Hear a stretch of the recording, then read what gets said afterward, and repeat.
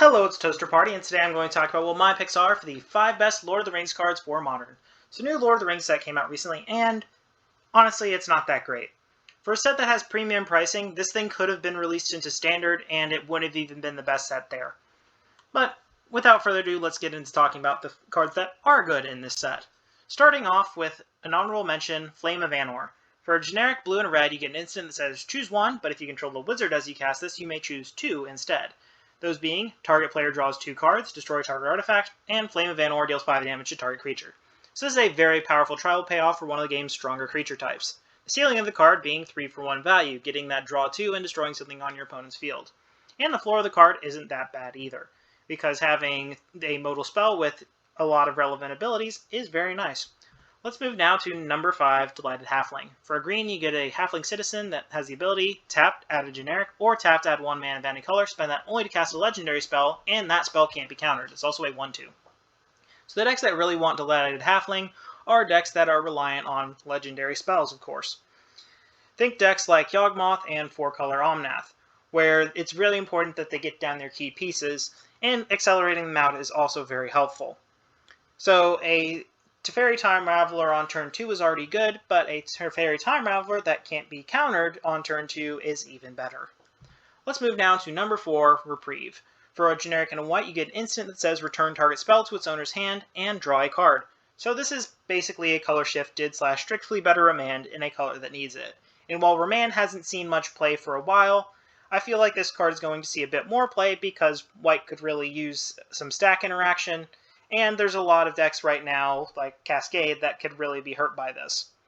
Let's move now to number 3, the One Ring. For 4 generic, you get a legendary artifact that has Indestructible. Whenever it ETBs, if you cast it, you gain protection from everything until your next turn.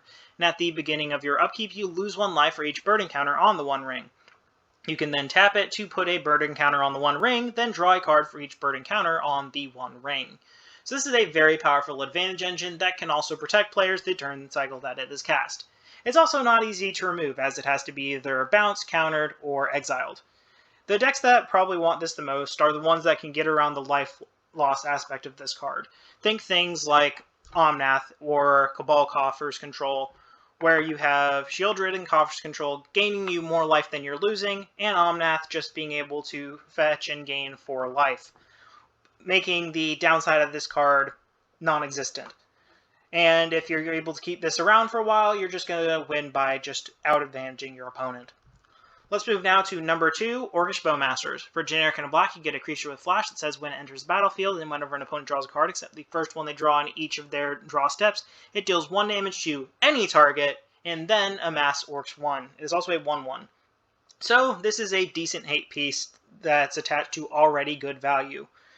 Just thinking about the floor of this card, it's a flash to 1/1s in, and then a 1-point ping to anything. So that's already strictly better than a good number of cards that are 2 1/1s for instant speed. But where this card probably will really shine is decks like Yawgmoth, where it's getting in 2 creatures for the cost of 2, and that 1-point ping can be really important. So let's move now to number 1, Stern Scolding. For 1 blue mana, you get an instant that says counter target creature spell with power or toughness 2 or less. So there's a lot of creatures that this hits.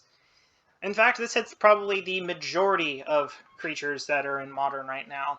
Aside from like the really big hitters like Primeval Titan and Fury, this hits a ton of other things. It hits Grief, it hits Ragavan, it hits Dragon's Rage Channeler. This card is very good, and I don't think it's going to be like a main deck 4 of these, but I can't imagine that this will see quite a bit of play in a variety of blue decks. Overall, very powerful counter. So, thank you all for watching. I hope you leave a like, comment, and subscribe, and I hope you all have an excellent day.